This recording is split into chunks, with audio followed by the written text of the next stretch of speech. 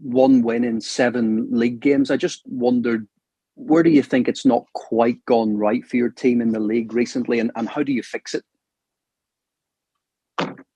Won twice against Tottenham in between, and had some other tough fixtures. I cannot even tell you the last 7 games in the league, so I have no answer for that.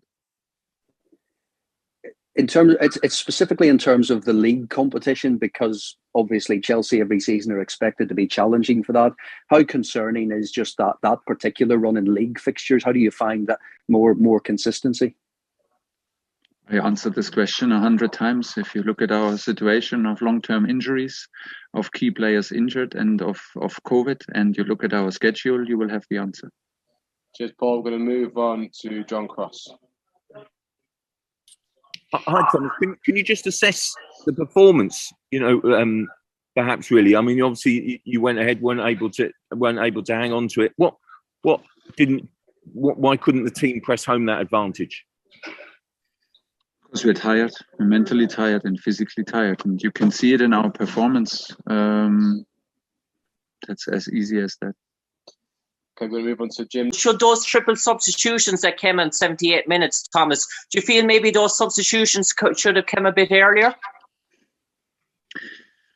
Well, if I had the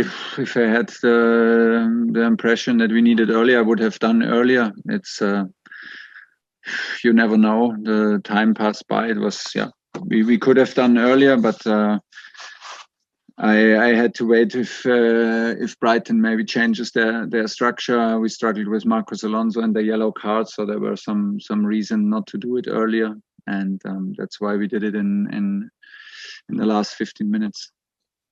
Okay, we've got Andy Dillon up next. Andy. Hi, Thomas. Hi. Hiya. I just wonder if you could talk to us just about going forwards now. I just listening to you on the TV. You were saying 2 days off. Does that mean, are you giving the whole squad a couple of days off before you start to prepare for the Spurs game? And just 2 days off means 2 days off. Right. So no training for anybody, just 2 days off. And how badly do you think they need that? So badly. I mean, this is.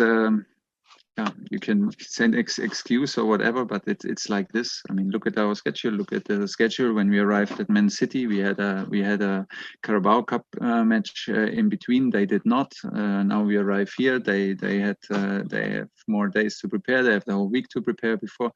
It's like this. We play since November.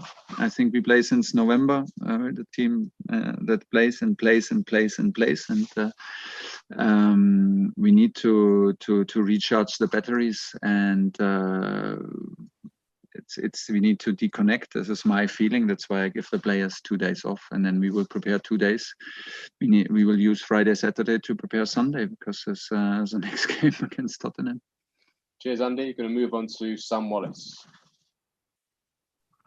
Hi, Thomas. We don't often see you like this, where you sound quite tired yourself as well, and a bit fed up. I mean, has it affected you as well? No, because it is hard to analyze games like this. I mean, we have to respect the opponent. It's very, very tough to play at Brighton, and they played it like a cup game. The noise at the end of the whistle, when he blew the whistle at the end, was like if we lost the game, and it can very easily give you the impression that we lost, but we didn't lose. And other teams will struggle to get points here, and it's even tough if you're in full strength and if you're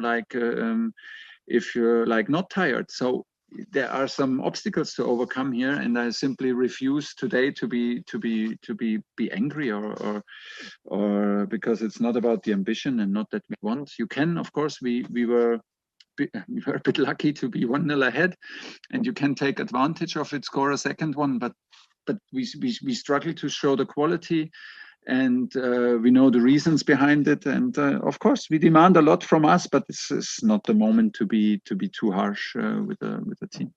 Cheers, Sam. I'm going to move on to James Robson. Hi, Thomas. Hi.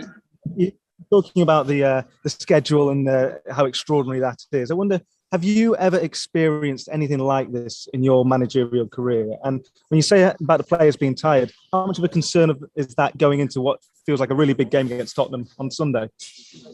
Yeah, we're so happy that we have at least 4 days. I mean, look at our last week, and then you know what we are talking about. We had within 7 days 3 away games, and you know, it's not only about playing; it's about traveling, it's about not sleeping. And we don't do this 1 week and we complain. We don't complain now. We just try to explain why a performance can look sometimes like this in the middle of January in a away game at Brighton. This can happen, and if you tell me this never happened before to any Chelsea team or any team in the Premier League, I can only laugh because it happened.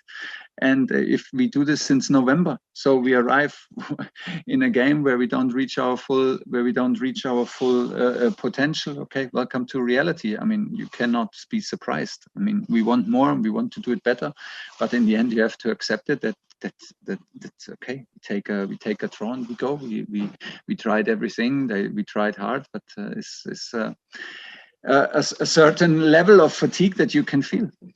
Cheers, James. We're going to finish off with Jacob Steinberg. Last one. Hi, Thomas. I guess it's not really about individuals tonight, but I just wonder what you thought of Romelu. Did you see positive signs from him in the second half? I will not talk about single players today. Not about Romelu. It's too much questions about Romelu, and there's too much answers about Romelu. Romelu is by far not the problem. He's part of the solution, believe me.